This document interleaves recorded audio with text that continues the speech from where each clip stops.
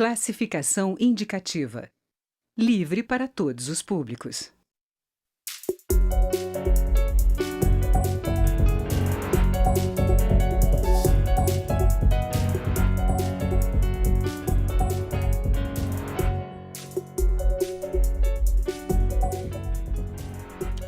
Há 2 semanas, a Câmara aprovou o projeto que define os crimes de abuso de autoridade cometidos por agentes públicos. O texto já está na mesa do presidente Bolsonaro para sanção.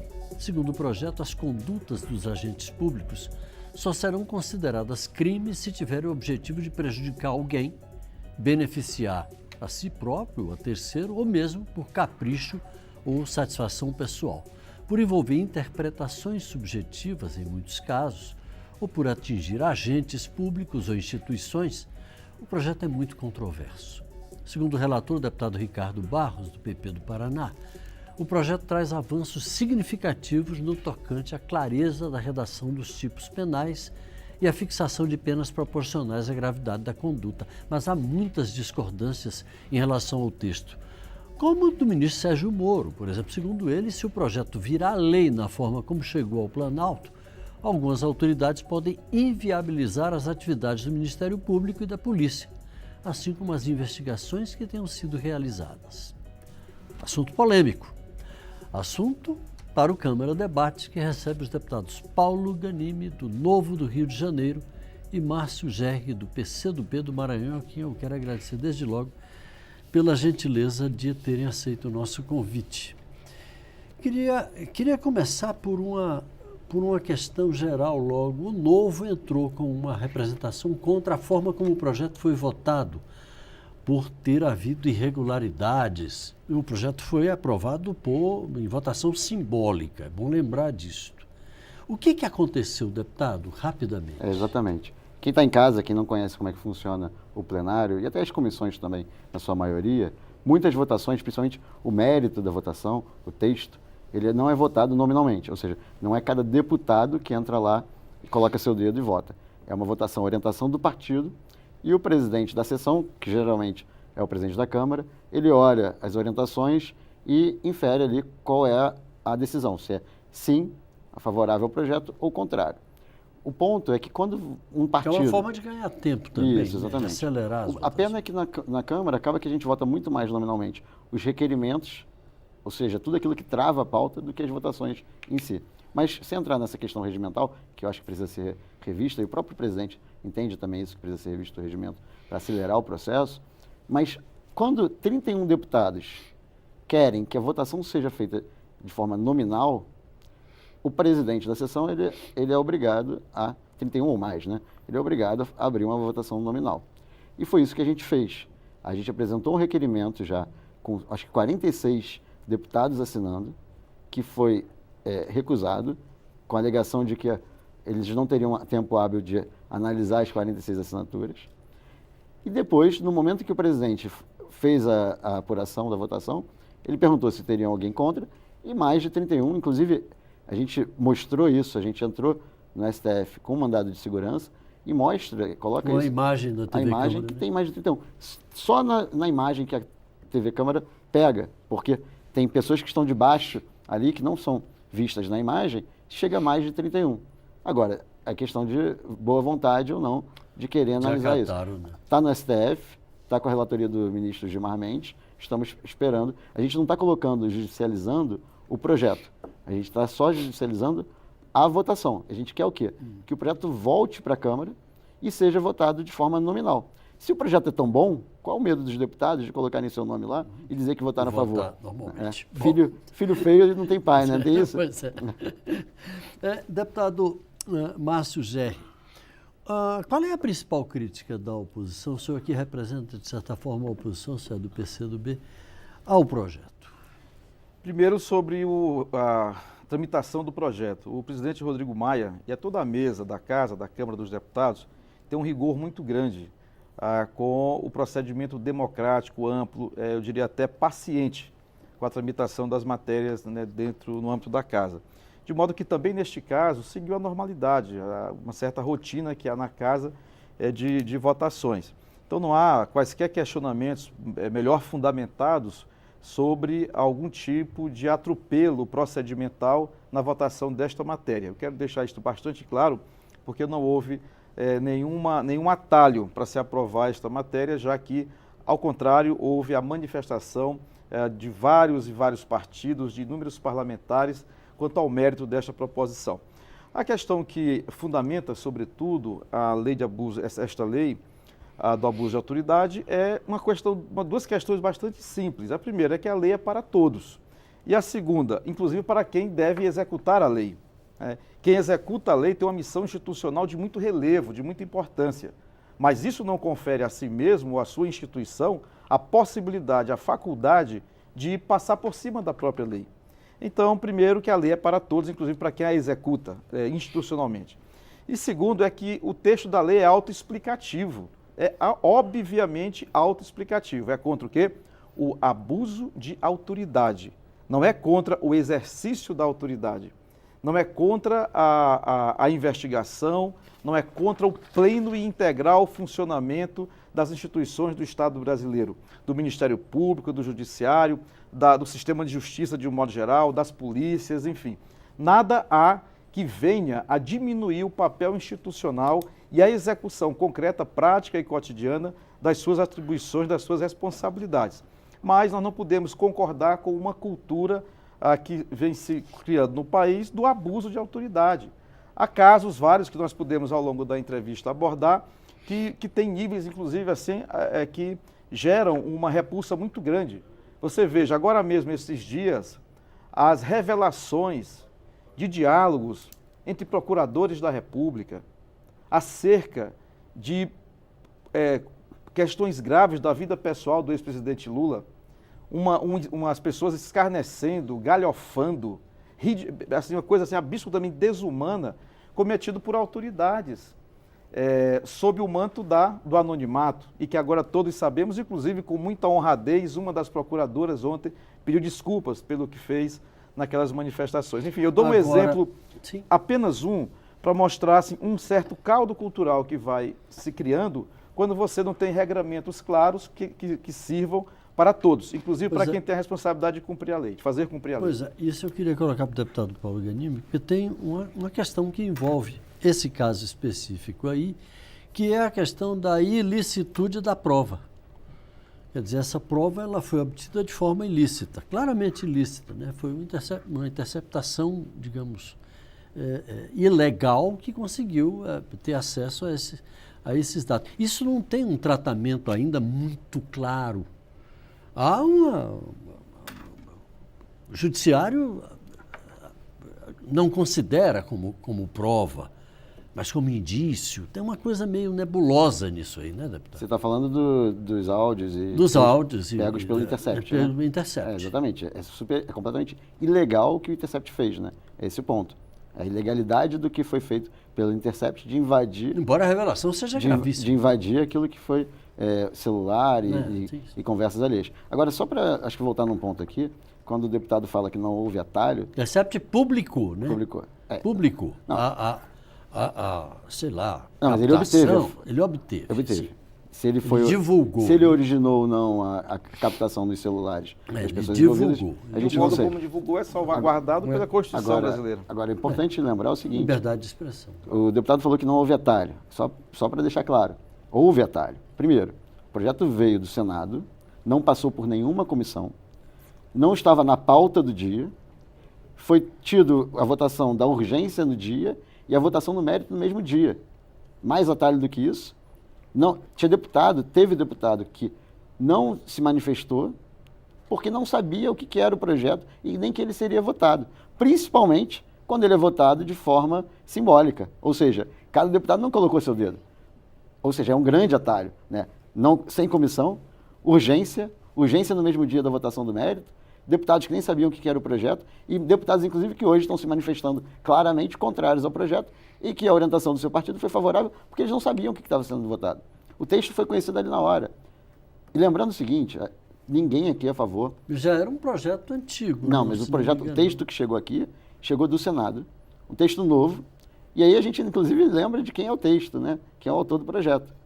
O senador Senador Renan Calheiros. Renan Calheiros.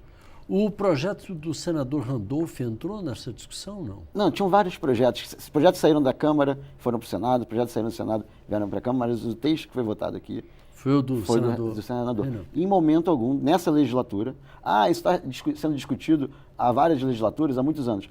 Essa legislatura, que tem pelo menos cerca de 50% dos deputados que são novos aqui, em momento algum eles discutiram esse tema. Agora, o tema é fundamental. Ninguém aqui é a favor de abuso de autoridade. Eu sou contra abuso de autoridade. Agora, um texto que tem como princípio evitar o abuso de autoridade, mas ele ultrapassa esse limite. Ele não evita só o abuso de autoridade, ele evita o trabalho das autoridades. Ele evita o trabalho da Polícia Federal, do Ministério Público, dos juízes. Ou seja, ele é um completo cerceador da autoridade, do direito das pessoas que exercem autoridade e que tiveram um papel fundamental nos últimos anos, em especial na Operação Lava Jato, de exercer sua atividade. Se esse texto tivesse sido aprovado anos atrás, no início da Operação Lava Jato, metade do que a Operação Lava Jato fez até hoje pelo Brasil não teria sido feito. O senhor acha que houve, deputado, vamos dizer assim, esse exagero, esse abuso, e aí sim, abuso de autoridade, no próprio texto que foi votado e aprovado? No texto não há qualquer abuso. O texto que foi aprovado é um texto que salvaguarda as leis, salvaguarda a Constituição, salvaguarda o direito do cidadão e da cidadã. É preciso que a gente coloque isso muito claramente. Nós precisamos estabelecer como um princípio absolutamente sólido, estruturado, culturalmente aceito como normalidade, aquilo que é normalidade em qualquer quadrante do planeta Terra. A lei tem que ser para todos. Eu repito isso porque esta é a ênfase essencial do projeto. Segundo, o texto é muito claro em preservar a autoridade de quem a executa. O texto, ao contrário, deputado Paulo Ganimi, ele não obstrui, digamos assim, quaisquer prerrogativas dos agentes do sistema de justiça. Inclusive, ele salvaguarda já no começo a questão da interpretação, né, que é importante a gente, inclusive aqui, a divergência na interpretação de lei ou na avaliação de fatos e provas não configura abuso de autoridade, que é um debate recorrente que tem se colocado, vai se subjetivizar, tornar na visão subjetiva. Aqui no início, exato. Essa questão de não subjetividade. E quanto à referência que se faz aqui, por exemplo, a Lava Jato, quem diz que ela abusou de suas prerrogativas não sou eu, que sou jornalista no exercício de um mandato parlamentar. Muitos colegas ou ex-colegas do ex-juiz Sérgio Moro, agora ministro, dezenas deles mandaram um documento que é de conhecimento público para a Associação de Juízes Federais, pedindo inclusive o desligamento dele da entidade que ele tinha uma ligação, pelo cometimento reiterado de ilegalidades, de desapreço à ordem legal de nosso país.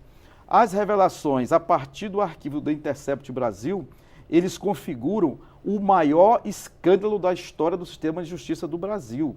O que se pensava era que isso só seria sabido pela história um pouco mais adiante. E as revelações, o conteúdo cuja revelação não é ilegal, o Estado brasileiro assegura a ti, a mim, aos que exercemos atividade jornalística, o direito de expressão e o segredo, o sigilo de fonte. Né? O jornalista não está obrigado a dizer em qual fonte ele se baseou para passar ao cidadão ou à cidadã uma informação. Então, nós temos visto a necessidade, não é de se coibir a ação do sistema de justiça, é da gente aperfeiçoar. É preciso que os parlamentares, que os juízes, que os desembargadores, que os promotores, que os delegados, que os agentes, que todos nós compreendamos que não há nenhum poder querendo diminuir a prerrogativa e o exercício dos outros. É um sistema de aperfeiçoamento para o bem da sociedade, para o bem de quem nos assiste agora, para que ninguém fique ao sabor de uma ação ilegal de um agente do Estado. E mais, o senhor acha... nós temos, não é só uma coisa só se foca o aparato policial. A lei é clara, o texto é para o executivo, é para o legislativo, é para o judiciário, é para o cometimento de abuso de autoridade em quaisquer do poderes geral, deputado, ou dos agentes públicos do Estado brasileiro. Deputado Paulo Ganimi, como é que o senhor rebate, se é que rebate, essas afirmações do deputado Márcio Gerri? Porque, aparentemente, há uma contradição muito grande aí dentro, pelo que a gente percebe. tem o próprio ministro Moro entrando contra, tem vários atores nessa questão, e esse projeto está em cima da mesa do presidente para ele sancionar. Qual vai ser a saída, a seu ver? Bom, eu espero que a saída seja um veto presencial. Isso, Total? Total. Porque, na verdade, você tem pontos bons no projeto, sim, que eu concordo. A gente não vou dizer que o projeto ele é de todo ruim. Agora, o teor, quando a gente olha o total do projeto, ele vai mais no sentido negativo do que positivo. Então, o que eu defendo, até porque, por causa da forma como o projeto foi tramitado aqui nessa casa, é que a gente derrube o projeto, que o presidente vete o projeto todo, volte para casa, aqui para a Câmara e para o Senado, a discussão sobre o tema e que a gente consiga chegar num projeto que vai sim combater o abuso de autoridade e não o direito da autoridade a exercer o seu trabalho. Agora, então, se eu ver o texto como ele está, não tem salvação. Não tem salvação. Não só pelo texto, eu estou falando, pela forma como ele foi tramitado Comandou aqui. E lembrando o seguinte, tá? Acho que tem algumas coisas que são importantes de falar. Sem dúvida nenhuma, o direito do jornalista, né, de publicar aquilo que ele obtém de suas fontes e manter o sigilo, ele é garantido e ninguém aqui está indo contra. A menos que esse jornalista tenha participado também, e eu não estou falando que é o caso, mas caso ele tenha participado também da atividade criminosa que foi a operação realizada pelos hackers na obtenção dessas provas. Então, acho que tem que deixar isso claro. Caso ele não tenha nenhuma participação, tenha sido passivo, não tem problema nenhum, ele está exercendo exclusivamente seu direito à atuação. Com relação ao trabalho da Lava Jato, pode ter tido abuso sim, não coloco isso em questão. Agora, vamos ver o resultado disso. Acho que a Lava Jato foi muito importante para o Brasil. Cercear a atividade da Lava Jato. E eu acho que hoje, se a gente olha o próprio trabalho do então juiz Sérgio Moro e hoje ministro da Justiça Sérgio Moro, ele estava, sim, a favor da população. Tanto estava a favor da população que quando o projeto do abuso de autoridade foi votado aqui e as pessoas que não sabiam que seria votado e souberam, então, que ele havia sido aprovado, começaram a se mobilizar nas redes sociais. Virou trend topic no Twitter, em todas as redes sociais, contra esse projeto. E eu estou aqui para representar a sociedade. Eu não estou aqui para representar aqueles que se dizem prejudicados pela Operação Lava Jato ou qualquer outra operação que prende, coloca na cadeia pessoas corruptas. Pessoas corruptas que não foram só julgadas pelo ministro Sérgio Moro, que foram também julgadas em segunda instância e em terceira instância. Então, a gente pode até dizer... Você se refere diretamente ao ex-presidente Lula? Por exemplo. Então, alguém pode até argumentar, ele foi tendencioso.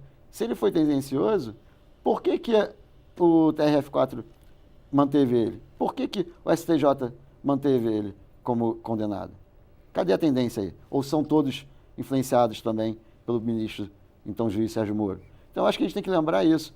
Eu estou aqui para representar o brasileiro, o povo brasileiro que estava insatisfeito, estava cansado com tamanha corrupção cometida por diversos políticos e diversas empresas que sempre se basearam nesses políticos para se manter como empresas ativas e poderosas e cada vez mais poderosas, que foi o caso das empresas que foram todas elas condenadas, empresas ou pessoas que eram representantes dessas empresas condenadas durante a Operação Lava Jato.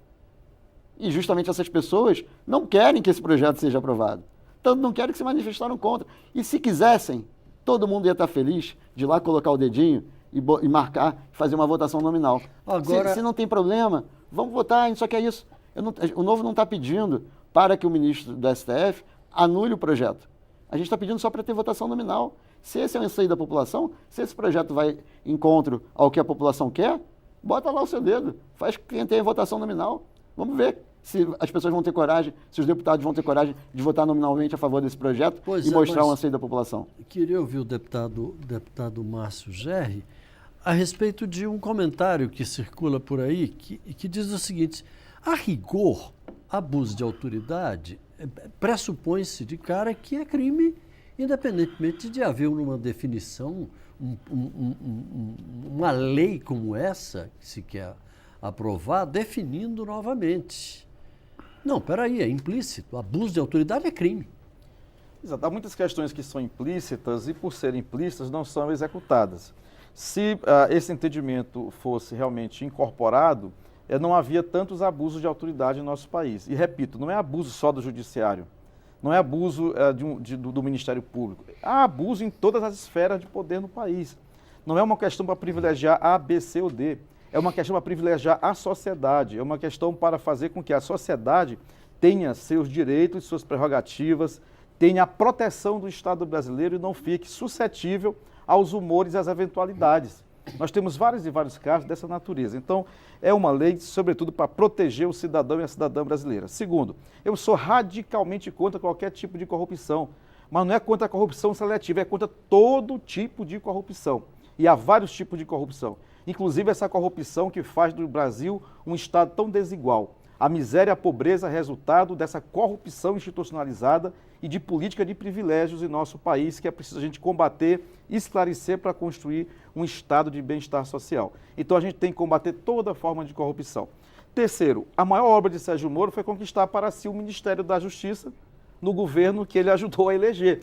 É claro, ele tirou um candidato potencialmente favorito da eleição e, da maneira mais natural, aceitou ser ministro da Justiça de um presidente que ele, no processo eleitoral, ajudou inequívoca e enormemente.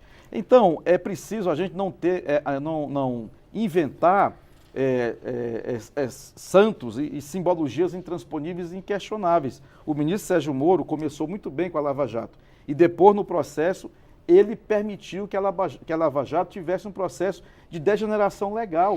Está abundantemente mostrado o tanto de erro processual que foi cometido pela Lava Jato e o ápice disso vem sendo revelado pela combinação que a lei não permite de movimentos do Judiciário com a polícia, com o Ministério Público, no âmbito da Lava Jato, porque é totalmente errado. Eu queria voltar ao tema central da discussão, que é o projeto. O projeto em si. Nós já estamos nos encaminhando para o final e eu queria ver se rapidamente a gente podia tratar de uma questão que também é muito debatida. O uso das algemas, né, que foi muito questionada. Não pode usar algemas dessa forma tão generalizada para qualquer tipo de preso. O projeto, independentemente da questão da votação, deputado, a seu ver, trata bem desse tema? Não? Pelo contrário. Eu, inclusive, estava nas minhas propostas de lei de campanha fazer um projeto para obrigar que toda operação, o preso ou aquele que fosse detido, fosse algemado. Justamente para dar segurança para a polícia e para também a pessoa que está sendo conduzida. Evitar privilégios. Evitar privilégios, exatamente. Porque é um problema de imagem. Se você diz o seguinte... As pessoas dizem, a imagem da pessoa algemada é uma imagem extremamente impactante. Se você deixar claro que todo preso, a partir de agora, ele tem que ser conduzido de forma com algema, você não está dizendo, preso A ou preso B, ele é mais perigoso ou menos perigoso, ou eu estou protegendo ou estou indo contra um preso A e um preso B. Então é importante colocar isso. Né? A algema, ela é para proteger os dois. Na verdade, os dois não. As três partes. Quem está conduzindo, a polícia, geralmente, né? O preso e a sociedade.